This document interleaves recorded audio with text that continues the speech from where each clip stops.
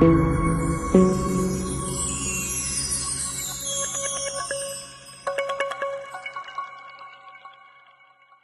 सत्कारयोग सतगुरां दी साजी निवाजी गुरु रूप प्यारी गुरु सवारी साध संगत जी, आप जी सारी संगत नितनेम कर्म अनुसार परमेश्वर के चरणों के विच पहुँचे हाँ। श्री गुरु ग्रंथ साहिब जी महाराज जी की पवित्र गुरबाणी गुरसिखां की रसना तो सरवण की है।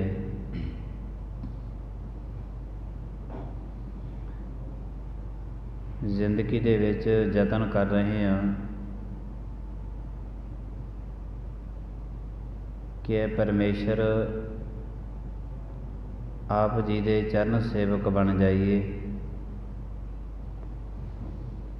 ताकि जिहड़ी ये जिंदगी है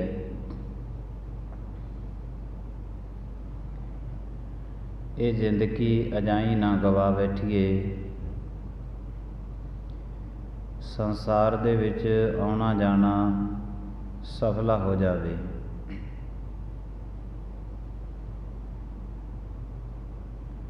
हर एक मनुख की इच्छा है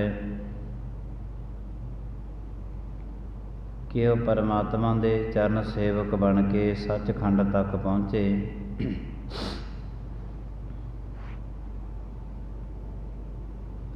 परमात्मा दे इस घर दे विच सेवक बनना बहुत औखा है। दुनिया दे विच कोई अफसर बन जाना बड़ा सौखा है,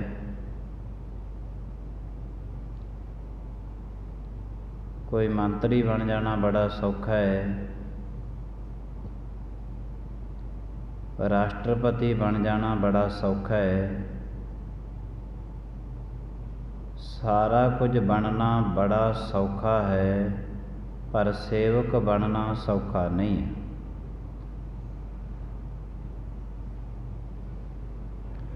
गुरु का सेवक बनना कोई सौखा नहीं, क्योंकि जिसने भी मिनिस्टर बनना है, राष्ट्रपति बनना है, इस संसार दे विचों अपनियां डिग्रियां हासिल कर लेंदे ने, प्रभुता हासिल करके बड़े उच्चे मुकाम ते चले जाते हैं। पर जो कुछ भी बनता है मनुख, ये जिउंदे जी बनता है। कोई अफसर बनना है, कोई मंत्री बनना है, राष्ट्रपति बनना है, जो भी बनना है समाज दे विच, ये जिउंदे जी बनना है। इसे भुलेखे दे विच बंदा रह जाता है कि महाराज का सेवक बनना है, तो महाराज का सेवक भी जिउंदे जी बनना है। गुरु ग्रंथ साहिब जी महाराज जी की बाणी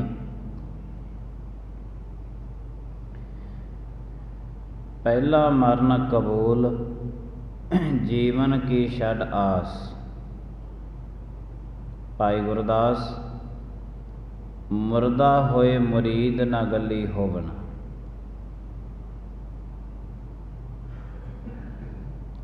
जिउंदे जी मर जाना, इसे नूं गुरु साहिब जी महाराज कहते, जिस दिन तू जिउंदे जी मर गया उस दिन ही सेवक बनेगा। हुण ते दुनिया जदों शरीर मृतक हो जाता है, उस तो बाद दीआं जिहड़ियां अरदासां ने वो करवाईयां जांदियां ने कि महाराज विछड़े हुए प्राणी नूं सचखंड दे विच निवास बख्शिओ।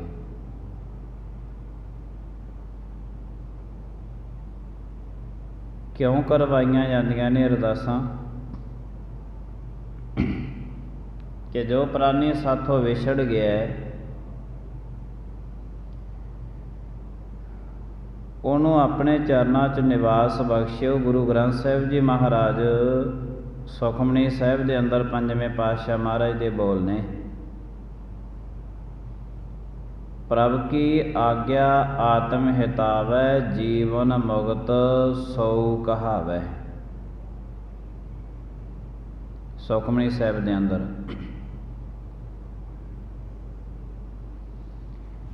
ਜੇ ਤੂੰ ਮੁਕਤ ਹੋਣਾ ਚਾਹੁੰਦਾ ਹੈ ਨਾ, ਮਹਾਰਾਜ ਕਹਿੰਦੇ ਤੈਨੂੰ ਬੇਣੀ ਕਹੈ ਸੁਨੋ ਰੇ ਭਗਤੋ, ਮਰਨ ਮੁਕਤ ਕਿਨ ਪਾਈ। ਮਰ ਕੇ ਤੈਨੂੰ ਮੁਕਤੀ ਨਹੀਂ ਮਿਲਣੀ। ਜੇ ਤੂੰ ਚਾਹੁੰਦਾ ਹੈ ਕਿ ਮੈਂ ਮੁਕਤ ਹੋ ਜਾਵਾਂ, ਤੇ ਗੁਰੂ ਸਾਹਿਬ ਜੀ ਮਹਾਰਾਜ ਕਹਿੰਦੇ ਤੂੰ ਨਾਮ ਜਪ ਕੇ ਜਿਉਂਦੇ ਜੀ ਮੁਕਤ ਹੋ ਜਾ। ਜਿਉਂਦੇ ਜੀ ਹੋ ਸਕਦਾ, ਕਿਉਂਕਿ ਜਿੰਨੇ ਵੀ ਦੁਨੀਆ ਦੇ ਕੰਮ ਧੰਦੇ ਨੇ ਉਹ ਜਿਉਂਦੇ ਜੀ ਕਰਦਾ ਬੰਦਾ। ਕੁਛ ਵੀ ਕਰਨਾ ਹੈ, ਕੋਈ ਅਫਸਰ ਬਣਦਾ ਹੈ, ਪੜ੍ਹਾਈਆਂ ਕਰਦਾ ਹੈ, ਘਰ ਮਕਾਨ ਮਹਿਲ ਬੰਗਲੇ ਬਣਾਉਂਦਾ ਹੈ, ਜੋ ਕੁਛ ਵੀ ਜਿੰਨਾ ਕੁਛ ਵੀ ਕਰਦਾ ਬੰਦਾ ਉਹ ਜਿਉਂਦੇ ਜੀ ਕਰਦਾ ਹੈ ਨਾ, ਮਰ ਕੇ ਤੇ ਕੋਈ ਕੁਛ ਨਹੀਂ ਕਰਦਾ। ਤੇ ਇਹੀ ਗੱਲ ਗੁਰੂ ਗ੍ਰੰਥ ਸਾਹਿਬ ਜੀ ਮਹਾਰਾਜ ਕਹਿੰਦੇ ਨੇ ਕਿ ਜਦੋਂ ਸਾਰੇ ਕੰਮ ਤੋਂ ਜਿਉਂਦੇ ਜੀ ਕੀਤੇ ਨੇ, ਇਹ ਭੁਲੇਖੇ ਦੇ ਵਿੱਚ ਕਿਵੇਂ ਪੈ ਗਿਆ ਤੇ ਕਿ ਤੂੰ ਮਰ ਕੇ ਤੈਨੂੰ ਮੁਕਤੀ ਮਿਲੂਗੀ। ਜੇ ਤੈਨੂੰ ਮੁਕਤੀ ਮਿਲਣੀ ਹੈ ਤੂੰ ਮੁਕਤ ਹੋਣਾ ਚਾਹੁੰਦਾ ਹੈ, ਜਿਉਂਦੇ ਜੀ ਤੈਨੂੰ ਮੁਕਤੀ ਮਿਲਣੀ ਹੈ, ਮਰ ਕੇ ਤੈਨੂੰ ਮੁਕਤੀ ਨਹੀਂ ਮਿਲਣੀ। ਪ੍ਰਭ ਕੀ ਆਗਿਆ ਆਤਮ ਹਿਤਾਵੈ, ਜੀਵਨ ਮੁਕਤ ਸਉ ਕਹਾਵੈ। ਪਰ ਜਿਉਂਦੇ ਜੀ ਤੇ ਮਨੁੱਖ ਦੀ ਜਿਹੜਾ ਇਸ ਦਾ ਹੰਕਾਰ ਹੈ, ਇਹ ਹੰਕਾਰ ਹੀ ਮਨੁੱਖ ਨੂੰ ਸਾਰੀ ਦੀ ਸਾਰੀ ਜ਼ਿੰਦਗੀ ਦੀ ਬਤੀਤ ਕਰਾ ਦਿੰਦਾ ਹੈ। ਸਾਰੀ ਜ਼ਿੰਦਗੀ ਇਸ ਦੀ ਆਕੜ ਦੇ ਵਿੱਚ ਨਿਕਲ ਜਾਂਦੀ ਹੈ। ਨਿਕਲਦੀ ਤਾਂ ਹੈ ਆਕੜ ਮਨੁੱਖ ਦੀ। ਕਦੇ 2-4 ਦਿਨ ਬੁਖਾਰ ਚੜ੍ਹ ਜੇ ਨਾ, ਬਿਮਾਰ ਹੋ ਜੇ ਬੰਦਾ, ਜਿੰਨੀ ਇਹਦੇ ਵਿੱਚ ਆਕੜ ਹੁੰਦੀ ਹੈ ਸਾਰੀ ਨਿਕਲ ਜਾਂਦੀ ਹੈ ਘੇਰਾ। ਫਿਰ ਮਹਾਰਾਜ ਨੂੰ ਮੱਥੇ ਟੇਕਦਾ ਹੈ, ਡਾਕਟਰ ਵੈਦਾਂ ਹਕੀਮਾਂ ਦੇ ਮੂਹਰੇ ਮੱਥੇ ਟੇਕਦਾ ਵੀ ਮੈਨੂੰ ਠੀਕ ਕਰ ਦਿਓ। ਉਹ ਫਿਰ ਠੀਕ ਕਰ ਦਿੰਦੇ ਨੇ। ਫਿਰ ਜਦੋਂ ਠੀਕ ਹੋ ਜਾਂਦਾ ਫਿਰ ਉਸ ਤੋਂ ਵੱਧ ਆਕੜ ਪੈਦਾ ਹੋ ਜਾਂਦੀ ਹੈ। ਨਿਹੰਗ ਸਿੰਘਾਂ ਦੀ ਬੋਲੀ ਆਪ ਜੀ ਨੇ ਸੁਣੀ ਹੋਣੀ ਹੈ ਕਦੇ। ਜੇ ਕਿਸੇ ਨੂੰ ਬੁਖਾਰ ਚੜ੍ਹ ਜੇ ਨਾ, ਅਸੀਂ ਤਾਂ ਦੁਨੀਆਦਾਰੀ ਦੇ ਵਿੱਚ ਕਹਿੰਦੇ ਹਾਂ ਭਾਈ ਫਲਾਣੇ ਨੂੰ ਬੁਖਾਰ ਚੜ੍ਹ ਗਿਆ, ਤੇ ਨਿਹੰਗ ਸਿੰਘ ਬੁਖਾਰ ਚੜ੍ਹਨ ਨੂੰ ਆਕੜ ਭੰਨ ਕਹਿੰਦੇ ਨੇ।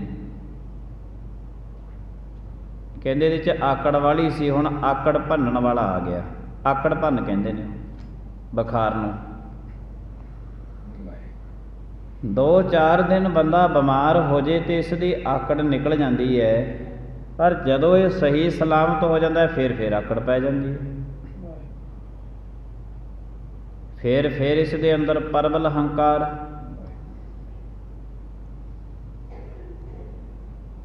ਇੰਨਾ ਪ੍ਰਬਲ ਹੰਕਾਰ ਫਿਰ ਉਸ ਤੋਂ ਵੀ ਵੱਧ ਪੈਦਾ ਹੋ ਜਾਂਦਾ ਹੈ। ਤੋ ਸਾਰੀ ਦੀ ਸਾਰੀ ਜ਼ਿੰਦਗੀ ਤਾਂ ਇਹ ਆਪਣੀ ਆਕੜ ਦੇ ਵਿੱਚ ਲੰਘਾ ਦਿੰਦਾ ਹੈ। ਸੇਵਕ ਬਣਨ ਦਾ ਤਾਂ ਇਹਨੂੰ ਟਾਈਮ ਹੀ ਨਹੀਂ ਮਿਲਿਆ।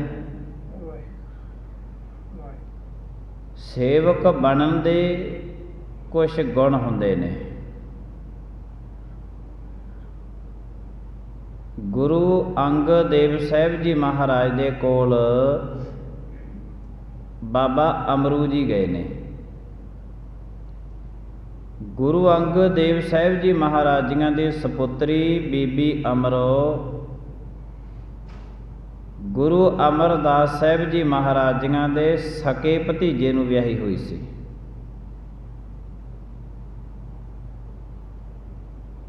ਸਕੇ ਭਤੀਜੇ ਨੂੰ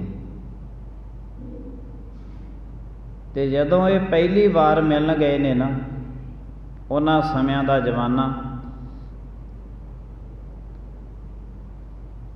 ਮੁੰਡਿਆਂ ਵਾਲਿਆਂ ਨੂੰ ਬਹੁਤ ਵੱਡਾ ਸਮਝਿਆ ਜਾਂਦਾ ਸੀ ਤੇ ਕੁੜੀ ਵਾਲਿਆਂ ਨੂੰ ਨੀਵਾਂ ਸਮਝਿਆ ਜਾਂਦਾ ਸੀ ਉਹਨਾਂ ਸਮਿਆਂ ਦੇ ਵਿੱਚ।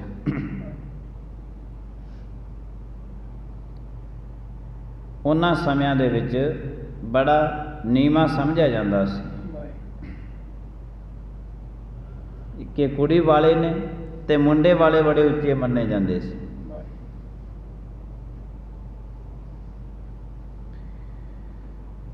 ਉਹਨਾਂ ਸਮਿਆਂ ਦੇ ਵਿੱਚ ਇਹ ਜ਼ਮਾਨਾ ਚੱਲਦਾ ਸੀ ਜਦੋਂ ਬਾਬਾ ਅਮਰੂ ਜੀ ਗਏ ਨਾ ਗੁਰੂ ਅੰਗਦ ਦੇਵ ਸਾਹਿਬ ਮਹਾਰਾਜ ਨੂੰ ਮਿਲਣ। ਕੁੜਮਾਚਾਰੀ ਨੂੰ ਮੁੱਖ ਰੱਖਦਿਆਂ ਗੁਰੂ ਅੰਗਦ ਦੇਵ ਸਾਹਿਬ ਜੀ ਮਹਾਰਾਜ ਨੇ 5 ਚਾਂਦੀ ਦੇ ਪੈਸੇ, ਇੱਕ ਖੇਸ ਰੱਖ ਕੇ ਤੇ ਉਹਨਾਂ ਦਾ ਆਏ ਜਾਂ ਸਤਿਕਾਰ ਕੀਤਾ। ਸਮਾਜਿਕ ਨਿਯਮ ਉਹਨਾਂ ਟਾਈਮਾਂ ਦੇ ਵਿੱਚ ਇਹੀ ਹੁੰਦੇ ਸੀ, ਸਮਾਜਿਕ ਨਿਯਮ ਹੁੰਦੇ ਸੀ। ਪਰ ਬਾਬਾ ਅਮਰੂ ਜੀ ਗੁਰੂ ਅਮਰਦਾਸ ਸਾਹਿਬ ਜੀ ਮਹਾਰਾਜ ਉੱਥੇ ਗਏ ਸੀ ਸੇਵਕ ਬਣਨ ਵਾਸਤੇ। ਇਹ ਜਦੋਂ ਮਿਲਣੀ ਹੁੰਦੀ ਨਾ ਪੁਰਾਣੇ ਜ਼ਮਾਨਿਆਂ ਦੇ ਵਿੱਚ ਮਿਲਣੀ, ਉਹਨਾਂ ਦੇ ਮਿਲਣੀ ਹੁੰਦੀ ਸੀ ਕਿ ਮਾਮੇ ਨੂੰ ਮਾਮਾ ਮਿਲਦਾ ਸੀ, ਫੁੱਫੜ ਨੂੰ ਫੁੱਫੜ ਮਿਲਦਾ ਸੀ। ਇਹ ਸਾਰਿਆਂ ਦੀ ਰਿਸ਼ਤੇਦਾਰਾਂ ਦੀ ਮਿਲਣੀ ਹੁੰਦੀ ਸੀ ਆਪਸ ਵਿੱਚ ਦੀ, ਕਿਉਂਕਿ ਪਹਿਲਾਂ ਇੱਕ ਦੂਜੇ ਨੂੰ ਰਿਸ਼ਤੇਦਾਰ ਜਾਣਦੇ ਨਹੀਂ ਹੁੰਦੇ ਸੀ। ਤੇ ਉੱਥੇ ਜਿਹੜੀ ਸੀ ਇੱਕ ਇੱਕ ਖੇਸ ਜਾਂ ਕੰਬਲ ਦੇ ਕੇ ਉਹਨਾਂ ਦੀ ਆਪਸ ਵਿੱਚ ਦੀ ਮਿਲਣੀ ਕਰਾਈ ਜਾਂਦੀ ਵੀ ਇਹ ਦੋਨੇ ਮਾਮੇ ਨੇ, ਇਹ ਮੁੰਡੇ ਦਾ ਮਾਮਾ, ਇਹ ਲੜਕੀ ਦਾ ਮਾਮਾ ਹੈ। ਉਹਨੂੰ ਮਿਲਣੀ ਬੋਲਦੇ ਸੀ ਕਿ ਅੱਜ ਸਾਰੇ ਦੇ ਸਾਰੇ ਰਿਸ਼ਤੇਦਾਰ ਇਕੱਠੇ ਹੋ ਕੇ ਮਿਲਣੀ ਕਰਦੇ ਨੇ ਤਾਂ ਕਿ ਆਉਣ ਵਾਲੇ ਸਮੇਂ ਦੇ ਵਿੱਚ ਸਾਰਿਆਂ ਦੇ ਨਾਮ ਦੀ ਜਾਣ ਪਹਿਚਾਣ। ਇਸੇ ਕਰਕੇ ਇਹ ਜਿਹੜੀ ਮਿਲਣੀ ਸੀ ਇਹ ਸ਼ੁਰੂ ਕਰੀ ਗਈ ਸੀ। ਸਾਡੇ ਮਰਿਆਦਾ ਸਰੂਪ ਹੈ ਕਿ ਜਦੋਂ ਕਿਸੇ ਘਰ ਦੇ ਵਿੱਚ ਬਰਾਤ ਆਉਂਦੀ ਹੈ ਨਾ, ਥੋੜ੍ਹੇ ਜਿਹੇ ਸਮਾਂ ਪਹਿਲਾਂ ਚੱਲਦਾ ਰਿਹਾ ਸਾਡੇ ਮਰਿਆਦਾ 'ਚ, ਉਹਦੇ ਵਿੱਚ ਨਾ ਦੋਨੇ ਧਿਰਾਂ ਖੜ ਜਾਂਦੀਆਂ ਸੀ, ਲੜਕੇ ਵਾਲੇ ਵੀ ਆ ਜਾਂਦੇ ਸੀ ਤੇ ਲੜਕੀ ਵਾਲੇ ਵੀ। ਵਿਚਾਲੇ ਖੜ ਕੇ ਨਾ ਗੁਰੂ ਦੇ ਕੀਰਤਨੀਏ ਸ਼ਬਦ ਪੜ੍ਹਦੇ ਹੁੰਦੇ ਸੀ। ਸੀ ਸ਼ਬਦ ਸਾਨੂੰ ਇਸ ਕਰਕੇ ਲਾਉਣਾ ਪਿਆ ਆ, ਹੁਣ ਤਾਂ ਨਾ ਤਾਂ ਕਿਸੇ ਮੁੰਡੇ ਵਾਲਿਆਂ ਨੂੰ ਪਤਾ ਤੇ ਨਾ ਕਿਸੇ ਕੁੜੀ ਵਾਲਿਆਂ ਨੂੰ ਪਤਾ ਵੀ ਗੁਰਬਾਣੀ ਦਾ ਸ਼ਬਦ ਵੀ ਪੜ੍ਹਿਆ ਜਾਂਦਾ, ਵੀ ਅਰਦਾਸ ਕਰਕੇ ਧਰਮ ਦੇ ਮੁਤਾਬਕ ਅਰਦਾਸ ਸ਼ਬਦ ਪੜ੍ਹ ਕੇ ਅਰਦਾਸ ਕਰਕੇ ਫੇਰ ਸੀ ਜਿਹੜੀ ਉਹ ਮਿਲਣੀ ਕਰਾਈ ਜਾਂਦੀ ਸੀ। ਸਾਡੇ ਧਰਮ ਦੇ ਵਿੱਚ ਮਰਿਆਦਾ ਗੁਰਮੁਖ ਢੂੰਡ ਢੰਡੇਂਦਿਆਂ ਹਰ ਸੱਜਣ ਲੱਧਾ ਰਾਮ ਰਾਜੇ, ਕੰਚਨ ਕਾਇਆ ਕੋਟਗੜ੍ਹ ਵਿੱਚ ਹਰ ਹਰ ਸਿੱਧਾ। ਇਹ ਸਾਰਾ ਸ਼ਬਦ ਪੜ੍ਹਿਆ ਜਾਂਦਾ ਸੀ ਗੁਰੂ ਗ੍ਰੰਥ ਸਾਹਿਬ ਜੀ ਮਹਾਰਾਜ ਦੇ ਵਿੱਚੋਂ ਕੀਰਤਨ ਰਾਹੀਂ। ਤੇ ਇਹ ਸ਼ਬਦ ਪੜ੍ਹ ਕੇ ਦੋਨਾਂ ਧਿਰਾਂ ਦੀ ਅਰਦਾਸ ਹੁੰਦੀ ਸੀ ਵੀ ਮਹਾਰਾਜ ਇਹ ਦੋ ਪਰਿਵਾਰ ਆਪ ਜੀ ਨੂੰ ਅੰਗ ਸੰਗ ਸਮਝ ਕੇ ਇੱਥੇ ਖੜੇ ਨੇ, ਹੁਣ ਮਿਲਣੀ ਸ਼ੁਰੂ ਹੋਣ ਲੱਗੀ ਹੈ, ਆਪ ਜੀ ਦੋਨਾਂ ਪਰਿਵਾਰਾਂ ਦੀ ਮਿਲਣੀ ਦੀ ਆਗਿਆ ਬਖਸ਼ੋ। ਫਿਰ ਮਿਲਣੀ ਹੁੰਦੀ ਸੀ ਤੇ ਹੁਣ ਤੇ ਪਤਾ ਹੀ ਨਹੀਂ ਲੱਗਦਾ ਕਦੋਂ ਵਿਆਹ ਹੋ ਜਾਂਦੇ ਨੇ। ਇਹ ਮਿਲਣੀ ਹੁੰਦੀ ਸੀ ਪਹਿਲਾਂ, ਰਿਸ਼ਤੇਦਾਰੀਆਂ ਨੂੰ ਇੱਕ ਦੂਸਰੇ ਦੇ ਨਾਲ ਮੇਲ ਮਿਲਾਪ ਕਰਵਾਇਆ ਜਾਂਦਾ ਸੀ। ਪਹਿਲਾਂ 4-4 ਸਾਲ ਗੱਲਾਂ ਤਾਂ ਪਹਿਲਾਂ ਫੋਨਾਂ ਤੇ ਮਾਰਦੇ ਰਹਿੰਦੇ ਨੇ, ਵਿਆਹ ਵੇਲੇ ਆਖਣਗੇ ਜੀ ਮਿਲਣੀ, ਲੈ ਹਜੇ ਮਿਲਣੀ ਬਾਕੀ ਰਹਿ ਗਈ ਸੀ ਹੁਣ ਕਰਨ ਵਾਲੀ ਤੁਹਾਡੀ, ਮਿਲ ਤਾਂ ਲਈ ਪਹਿਲਾਂ। ਇਹ ਪੁਰਾਣੇ ਜ਼ਮਾਨਿਆਂ ਦੇ ਵਿੱਚ ਅਰਦਾਸ ਬੇਨਤੀ ਦੁਆਰਾ ਜਿਹੜੀ ਮਿਲਣੀ ਸੀ ਉਹ ਸ਼ੁਰੂ ਹੁੰਦੀ ਸੀ। ਫਿਰ ਜਦੋਂ ਉਹਨੂੰ ਮਿਲਣੀ ਕਿਹਾ ਜਾਂਦਾ ਸੀ, ਫਿਰ ਜਦੋਂ ਸ਼ਾਦੀ ਹੋ ਜਾਂਦੀ ਤੇ ਸ਼ਾਦੀ ਦੇ ਵਿੱਚ ਸੀ ਜਿਹੜੇ ਸਾਰਿਆਂ ਦਾ ਮੇਲ ਮਿਲਾਪ ਹੋ ਜਾਂਦਾ ਸੀ। ਹੁਣ ਤਾਂ ਦੁਨੀਆ ਬਾਹਲੇ ਪਾਸਿਆਂ ਨੂੰ ਚੱਲ ਗਈ। ਇਹਨਾਂ ਨੂੰ ਰੋਕਣਾ ਕਦੇ ਕੋਈ ਆਮ ਗੱਲ ਹੈ, ਇਹਨਾਂ ਨੂੰ ਕੋਈ ਨਹੀਂ ਰੋਕ ਸਕਦਾ। ਵਿਆਹ ਹੋ ਜਾਂਦਾ ਹੈ, ਵਿਆਹ 'ਚ ਰਿਸ਼ਤੇਦਾਰ ਸਾਗ ਸੰਬੰਧੀ ਸਾਰੇ ਇਕੱਠੇ ਹੋ ਕੇ 4-4 ਦਿਨ ਭੰਗੜਾ ਪਾਉਂਦੇ ਰਹਿੰਦੇ ਨੇ। ਫਿਰ ਚੱਲ ਪੈਂਦੇ ਨੇ 5-7 ਦਿਨਾਂ ਬਾਅਦ ਕਹਿੰਦੇ ਚਲੋ ਜੀ ਹੁਣ ਮਿਲਣੀ ਕਰਨ ਜਾਣੀ ਹੈ। ਵਾਹ ਜੀ ਵਾਹ। 10-10 ਗੱਡੀਆਂ ਲੈ ਕੇ ਫਿਰ ਕੁੜੀ ਵਾਲਿਆਂ ਦੇ ਘਰੇ ਫਿਰਦੇ ਰਹਿੰਦੇ ਨੇ, ਕਹਿੰਦੇ ਹਜੇ ਮਿਲਣੀ ਬਾਕੀ ਰਹਿ ਗਈ ਸੀ। ਕਿਸੇ ਨੂੰ ਮਿਲਣੀ ਦਾ ਹੀ ਨਹੀਂ ਪਤਾ ਵੀ ਮਿਲਣੀ ਕਹਿੰਦੇ ਕਿਹਨੂੰ ਨੇ। ਫਿਰ ਲਗਾਤਾਰ ਚੱਲਦਾ ਰਹਿੰਦਾ ਹੈ। ਇਹ ਪਤਾ ਕਿਸੇ ਗੱਲ ਦਾ ਨਹੀਂ, ਬਸ ਬਿਨਾਂ ਵਜ੍ਹਾ ਤੋਂ ਧਨ ਖਰਚ ਹੈ, ਬਿਨਾਂ ਵਜ੍ਹਾ ਤੋਂ ਧਨ ਖਰਚ ਕਰੀ ਜਾਣਾ, ਆਪਣਾ ਸਮਾਂ ਬਰਬਾਦ ਕਰਨਾ ਹੈ। ਪਤਾ ਨਹੀਂ ਕਿਸੇ ਗੱਲ ਦਾ। ਮਿਲਣੀ ਦੇ ਵਿੱਚ 5 ਚਾਂਦੀ ਦੇ ਪੈਸੇ, ਇੱਕ ਖੇਸ ਗੁਰੂ ਅੰਗਦ ਦੇਵ ਸਾਹਿਬ ਜੀ ਮਹਾਰਾਜ ਨੇ ਰੱਖਿਆ ਬਾਬੇ ਅਮਰੂ ਜੀਆਂ ਵਾਸਤੇ, ਕਿਉਂਕਿ ਕੁੜਮਾਚਾਰੀ ਦੇ ਵਿੱਚੋਂ ਲੱਗਦੇ ਸੀ ਨਾ। ਤੇ ਪਹਿਲੀ ਵਾਰ ਇਹ ਖਡੂਰ ਸਾਹਿਬ ਗਏ ਸੀ। ਉਸ ਵਕਤ ਜਦੋਂ ਇਹ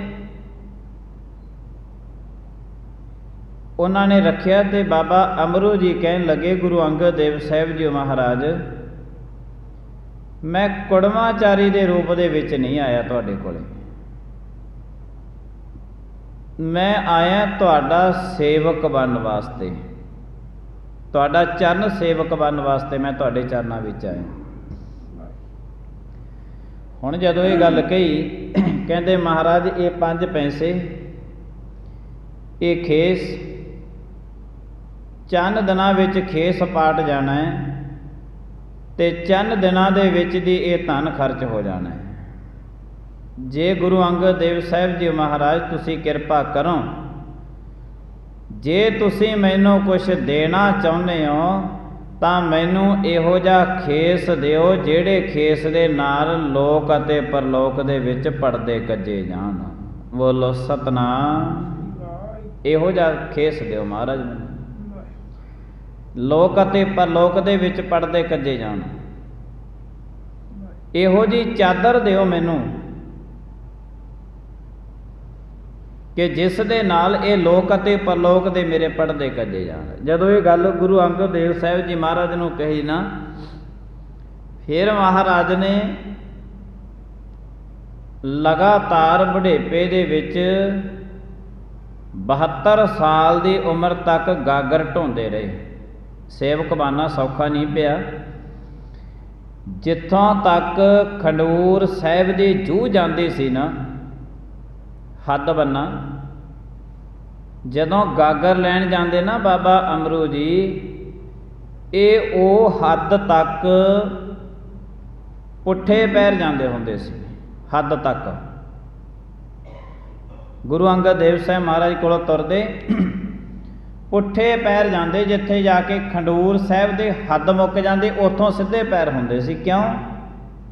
ਕਾਰਨ ਇਹ ਸੀ ਕਿ ਮੈਂ ਜਾਣਾ ਇੱਥੋਂ ਇਹਨਾਂ ਗੁਰੂ ਸਾਹਿਬ ਜੀ ਮਹਾਰਾਜ ਦੇ ਕੋਲੋਂ, ਕਿਤੇ ਗੁਰੂ ਸਾਹਿਬ ਜੀ ਮਹਾਰਾਜ ਦੇ ਵੱਲ ਮੇਰੀ ਪਿੱਠ ਨਾ ਹੋ ਜੇ। ਪੁੱਠੇ ਪੈਰ ਜਾਂਦੇ ਸੀ ਬਾਬਾ ਅਮਰੂ ਜੀ, ਕਿ ਗੁਰੂ ਦੇ ਵੱਲ ਪਿੱਠ ਨਾ ਹੋ ਜੇ। ਤੇ ਗੁਰੂ ਸਾਹਿਬ ਜੀ ਮਹਾਰਾਜ ਨੇ ਕਿਰਪਾ ਕੀਤੀ, ਲਗਾਤਾਰ ਨਿਰੰਤਰ ਸੇਵਾ ਕਰਦੇ ਰਹੇ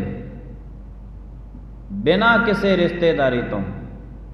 ਛੱਡ ਦਿੱਤਾ ਸੀ ਉਹ ਕੁੜਮਾਚਾਰੀ ਵਾਲਾ ਸਭ ਕੁਝ। ਇਹ ਉਦੋਂ ਹੀ ਖਤਮ ਹੁੰਦਾ ਹੈ ਜਦੋਂ ਕੋਈ ਗੁਰੂ ਸਾਹਿਬ ਜੀ ਮਹਾਰਾਜ ਦਾ ਸੇਵਕ ਬਣਦਾ ਹੈ। ਕਿਉਂਕਿ ਕੁਝ ਨਾ ਕੁਝ ਇਕੱਠਾ ਕਰਕੇ ਮਨੁੱਖ ਸਮਾਜ ਦੇ ਵਿੱਚ ਕੁਝ ਬਣਦਾ ਹੈ। ਅਫਸਰ ਬਣਦਾ ਹੈ, ਡਿਗਰੀਆਂ ਇਕੱਠੀਆਂ ਕਰਨੀਆਂ ਪੈਂਦੀਆਂ ਨੇ। ਕੋਈ ਮੰਤਰੀ ਸੰਤਰੀ ਬਣਨਾ, ਰਾਸ਼ਟਰਪਤੀ ਬਣਨਾ, ਤੇ ਉਹਨੂੰ ਬੜਾ ਕੁਝ ਇਕੱਠਾ ਕਰਨਾ ਪੈਂਦਾ ਹੈ। ਪਰ ਇਹ ਸੇਵਕ ਜੇ ਬਣਨਾ ਹੈ ਤੇ ਇੱਥੇ ਜਿੰਨਾ ਕੁਝ ਇਕੱਠਾ ਕਰਨ ਕੀਤਾ ਹੋਇਆ, ਇਹ ਸਾਰੇ ਦਾ ਸਾਰਾ ਕੁਝ ਛੱਡਣਾ ਪੈਂਦਾ, ਸਭ ਕੁਝ ਛੱਡਣਾ ਪੈਂਦਾ। ਇੱਥੋਂ ਤੱਕ कि अपनी ये जिंदगी के जिहड़े सवास ने यह भी खत्म करने पै सकते हैं। सेवक बनना कोई सौखा नहीं पिया। दुनियादारी दे विच हर एक शहर कस्बिਆਂ ਦੇ ਵਿੱਚ पूरे विश्व के धरती दे विच साइंसदान मिल जाणगे, टीचर मिल जाणगे, अफसर मिल जाणगे, मंत्री संतरी, बड़ा कुछ समाज के विचों मिल जाएगा शहर कस्बिਆਂ ਦੇ ਵਿੱਚ। पर गुरु का सेवक गुरु साहिब जी महाराज खुद कहते ने, जग में उत्तम काढ़ी है विरले केई के। ये सारे दे सारे जग दे विच तुहानू जिहड़ा गुरु का सेवक है जग दे विच कोई विरला वांझा ही मिलेगा, विरला वांझा ही मिलेगा। लगातार सेवा करते रहे तो गुरु साहिब जी महाराज जी ने सेवक नूं फिर अपनी पदवी दिती है। गुरु अमरदास साहिब जी महाराज बनाया, पर सेवक पहला वो बने। सेवक बनना किते सौखा नहीं पिया, क्योंकि दुनिया कहती है मर के सारा कुछ मिलता है, परमात्मा के सचखंड तक पहुँचा जाता है, पर नहीं। इत्थे गुरु साहिब जी महाराज कहते जो कुछ तैनूं अज तक मिलिया जिउंदे जी नूं मिलिया, जो कुछ तैनूं परमात्मा के घर दे विचों मिलना है वो तैनूं जिउंदे जी ही मुक्ति मिलनी है, तैनूं मर के मुक्ति नहीं मिलनी। मरण तो बाद तो दुनिया बहुत कुछ करती है। कोई एक दो अरदासां करा के वो करते हैं, सप्रानी नूं सचखंड दे विच निवास, प्राणी नूं ये बड़ा कुछ। चलो हुण पूरी सच्चाई तो नहीं बोल सकते, प्रमाण दे दिंदे आ। ये दुनिया मृतक प्राणी नूं एवें नहीं कहते कि तुसीं परमात्मा नूं चरनां विच निवास बख्शिओ, क्योंकि ये आप डरदे ने जे किते मुड़ के साडे घरे आ गए इन्हें ना तो मझां नूं दुध देण देना ते ना इन्हें साडे जवाकां नूं विहड़े च खेडण देना। गुरु ग्रंथ साहिब जी महाराज कहते ने, बोल किसी होर दे नहीं है, प्रभु की आज्ञा आत्म हितावै, जीवन मुक्त सौ कहावै। हुण गुरु अर्जन देव साहिब जी महाराज ते झूठ नहीं ना मोल सकते कि जेड़ा मनुख ने चाहुंदा है कि मैं मुक्त होवां, तो गुरु साहिब जी महाराज कहते तू जिउंदे जी मुक्त हो, जिउंदे जी परमात्मा नाल जुड़ेगा, मर के तू परमात्मा दे नाल नहीं जुड़ सकदा, क्योंकि जीवन जोड़दा है, मौत विछोड़दी है। मौत ने सारे संसार दे नालों बंदे नूं विछोड़ दिता ते जीवन ने सारे दे सारे संसार दे नाल मनुख नूं जोड़ दिता। बच्चा जदों जन्म लैंदा संसार दे नाल जुड़ गया, संसार दे नाल उदों ही जुड़िया ना जदों ने जन्म लेता, ते जदों कोई प्राणी चढ़ाई कर गया तो टुट गया संसार दे नालों। जीवन जिहड़ा है मौत जिहड़ी है ये तोड़दी है, जीवन जिहड़ा है ये परमात्मा दे नाल जोड़दा है। गुरु साहिब जी महाराज कहते गुरमुखा जदों तेरे कोले जीवन हैगा उस वक्त तू परमात्मा दे नाल प्राणियां नूं जोड़। जदों तेरे कोले जीवन हैगा पहला खुद जुड़, फिर उन्हां प्राणियां नूं जोड़ जिहड़े परमात्मा तो दूर चले गए, फिर उन्होंने प्रेरित कर करके परमात्मा के घर विच लेके आ। चेते रखी आप जुड़ के किसी नूं जोड़ना इस तो वड्डा कोई पुण्य नहीं, ते जे किसी जुड़े हुए नूं परमात्मा के घर नाल तोड़ दिता इदों वड्डा कोई पाप ने समाज दे विच। ते जद भी तू जिउंदे जी जुड़ ते होरनां नूं जोड़, ते जे आप जुड़िया तो होरनां नूं जोड़ना इस तो वड्डा समाज दे विच कोई पुण्य है नहीं, कोई पुण्य नहीं इस तो वड्डा। जिउंदे जी सारा कुछ जिउंदे जी तो कर रहा है, तो गुरु साहिब जी महाराज कहते जिउंदे जी जोड़। जिउंदे जी जदों तू जोड़दा ना तो गुरु साहिब जी महाराज कहते तैनूं फिर बहुत कुछ परमात्मा के घर दे विचों मिलना है, पर तू कर ये जिउंदे जी। मृत्यु मौत ते तोड़ दी है, समाज दे नालों तोड़ दिता मौत ने, ਜੀਵਨ ਜਿਹੜਾ ਹੈ ਇਹ ਜੋੜਦਾ ਹੈ। ਤਾਂ ਗੁਰੂ ਸਾਹਿਬ ਜੀ ਮਹਾਰਾਜ ਜੀਆਂ ਨੇ ਗੁਰੂ ਸਾਹਿਬ ਜੀ ਮਹਾਰਾਜ ਜੀਆਂ ਨੇ ਅਕਾਲ ਪੁਰਖ ਨੇ ਕਿਰਪਾ ਕੀਤੀ ਹੈ। ਉੱਥੇ ਸੱਚੇ ਹੀ ਸੱਚ ਨਿਬੜਿਆ, ਚੁਣ ਵੱਖ ਕੱਢੇ ਜਜਮਾਲਿਆ। ਇੱਥੇ ਸੱਚ ਜੋ ਜ਼ਿੰਦਗੀ ਜਿਉਂਦੇ ਜੀ ਅਸੀਂ ਸਾਰਾ ਕੁਛ ਕੀਤਾ ਹੈ ਨਾ, ਮੇਰੇ ਤੋਂ ਸਰੀਰ ਦੀਆਂ ਅਰਦਾਸਾਂ ਬੇਨਤੀਆਂ ਤਾਂ ਕਰਦੇ ਰਹਿੰਦੇ ਹਾਂ, ਪਰਮਾਤਮਾ ਚਰਨਾਂ ਵਿੱਚ ਨਿਵਾਸ ਸੱਚਖੰਡ ਇਹ ਬੜਾ ਕੁਛ, ਪਰ ਗੁਰੂ ਸਾਹਿਬ ਜੀ ਮਹਾਰਾਜ ਕਹਿੰਦੇ ਉੱਥੇ ਸੱਚੇ ਹੀ ਸੱਚ ਨਿਬੜਿਆ। ਲੈ ਤੇਰੀਆਂ ਅਰਦਾਸਾਂ ਨਾਲ ਕੁਛ ਨਹੀਂ ਹੋਣ ਲੱਗਿਆ, ਉੱਥੇ ਤਾਂ ਸੱਚ ਦਾ ਨਿਤਾਰਾ ਹੋਣਾ ਹੈ। ਚੁਣ ਵੱਖ ਕੱਢੇ ਜਜਮਾਲਿਆ, ਉੱਥੇ ਸੱਚ ਦਾ ਨਿਤਾਰਾ ਹੋਣਾ। ਜੋ ਕੁਛ ਉਹ ਪ੍ਰਾਨੀ ਕਰਕੇ ਗਿਆ ਨਾ, ਉਹਦੇ ਬਿਲਕੁਲ ਨਿਰੌਲ ਸੱਚ ਦਾ ਤੇਰੀ ਉੱਥੇ ਸਿਫਾਰਿਸ਼ ਨਹੀਂ ਚੱਲਣੀ, ਤੂੰ ਭਾਵੇਂ ਲੱਖਾਂ ਅਰਦਾਸਾਂ ਕਰੀ ਚੱਲ। ਤੇ ਗੁਰੂ ਸਾਹਿਬ ਜੀ ਮਹਾਰਾਜ ਜੀਆਂ ਨੇ ਅਕਾਲ ਪੁਰਖ ਨੇ ਕਿਰਪਾ ਕੀਤੀ ਹੈ ਕਿ ਜੋ ਕੁਛ ਤੈਨੂੰ ਮਿਲਿਆ ਜਿਉਂਦੇ ਜੀ ਮਿਲਿਆ, ਤੇ ਜਿਉਂਦੇ ਜੀ ਤੂੰ ਆਪ ਜੁੜ ਤੇ ਹੋਰਨਾਂ ਨੂੰ ਨਾਲ ਜੋੜ। ਅਕਾਲ ਪੁਰਖ ਮਹਾਰਾਜ ਜੀਆਂ ਦੇ ਘਰ ਦੇ ਨਾਲ, ਔਰ ਆਪ ਸੇਵਕ ਬਣ ਤੇ ਹੋਰਨਾਂ ਨੂੰ ਸੇਵਕ ਬਣਾ। ਇਸ ਤੋਂ ਵੱਡਾ ਸਮਾਜ ਦੇ ਵਿੱਚ ਹੋਰ ਕੋਈ ਪੁੰਨ ਨਹੀਂ ਹੈ। ਤਾਂ ਗੁਰੂ ਨਾਨਕ ਦੇਵ ਸਾਹਿਬ ਜੀ ਮਹਾਰਾਜ ਜੀਆਂ ਨੇ ਜਾ ਕੇ ਘਰ ਘਰ ਦੇ ਵਿੱਚ ਜਾ ਕੇ, ਦੇਸਾਂ ਪ੍ਰਦੇਸਾਂ ਦੇ ਵਿੱਚ ਜਾ ਕੇ ਪ੍ਰਾਣੀਆਂ ਨੂੰ ਜੋੜਿਆ। ਸਾਰਾ ਕੁਛ ਬਣਨਾ ਸਮਾਜ ਦੇ ਵਿੱਚ ਸੌਖਾ ਹੈ, ਸੇਵਕ ਬਣਨਾ ਬਹੁਤ ਔਖਾ ਹੈ, ਕਿਉਂਕਿ ਸੇਵਕ ਬਣਨ ਵਾਸਤੇ ਜਿਉਂਦੇ ਜੀ ਮਨੁੱਖ ਨੂੰ ਮਰਨਾ ਪੈਂਦਾ ਹੈ। ਜਿਉਂਦੇ ਜੀ ਇੱਥੇ ਤੇ ਮਹਾਰਾਜ ਨੇ ਕਹਿ ਦਿੱਤਾ, ਪਹਿਲਾ ਮਰਨ ਕਬੂਲ ਜੀਵਨ ਕੀ ਛੱਡ ਆਸ, ਹੋ ਸਭਨਾ ਕੀ ਰੇਨਕਾ ਤੋ ਆਓ ਹਮਾਰੇ ਪਾਸ। ਗੁਰੂ ਸਾਹਿਬ ਜੀ ਮਹਾਰਾਜ ਜੀਆਂ ਦੇ ਬਚਨ। ਤੋ ਅਕਾਲ ਪੁਰਖ ਮਹਾਰਾਜ ਜੀਆਂ ਨੇ ਕਿਰਪਾ ਕੀਤੀ। ਜੋ ਗੁਰੂ ਅਕਾਲ ਪੁਰਖ ਮਹਾਰਾਜ ਦੇ ਚਰਨਾਂ ਦੇ ਵਿੱਚ ਆਉਂਦੇ ਨੇ, ਜਿਹੋ ਜੀ ਕਿਸੇ ਦੀ ਭਾਵਨਾਵਾਂ ਹੁੰਦੀ ਹੈ, ਸ਼ਰਧਾ ਹੁੰਦੀ ਹੈ, ਉਹੋ ਜਿਹਾ ਫਲ ਜਿਹੜਾ ਹੈ ਇਸ ਘਰ ਦੇ ਵਿੱਚੋਂ ਹਰ ਇੱਕ ਪ੍ਰਾਣੀ ਨੂੰ ਮਿਲਦਾ ਹੈ। ਤੋ ਗੁਰੂ ਸਾਹਿਬ ਜੀ ਮਹਾਰਾਜ ਕਹਿੰਦੇ ਅਕਾਲ ਪੁਰਖ ਦੇ ਚਰਨਾਂ ਦੇ ਵਿੱਚ ਬੇਨਤੀਆਂ ਕਰਿਆ ਕਰ, ਅਕਾਲ ਪੁਰਖ ਜੀ ਕਿਰਪਾ ਕਰਿਓ ਕਿ ਇੱਕ ਦਿਨ ਮੈਨੂੰ ਵੀ ਆਪਣਾ ਚਰਨ ਸੇਵਕ ਬਣਾਇਓ। ਗੁਰੂ ਸਾਹਿਬ ਜੀ ਮਹਾਰਾਜ ਕਿਰਪਾ ਕਰਨ। ਸਮਾਪਤੀ ਦਾ ਸਮਾਂ, ਭੁੱਲਾਂ ਚੁੱਕਾਂ ਦੀ ਖਿਮਾ ਆਈਆਂ ਸੰਗਤਾਂ ਦਾ ਧੰਨਵਾਦ। ਪ੍ਰੇਮ ਦੇ ਨਾਲ ਸਾਰੀ ਸੰਗਤ ਬੁਲਾਓ ਫਤਿਹ। ਵਾਹਿਗੁਰੂ ਜੀ ਕਾ ਖਾਲਸਾ, ਵਾਹਿਗੁਰੂ ਜੀ ਕੀ ਫਤਿਹ।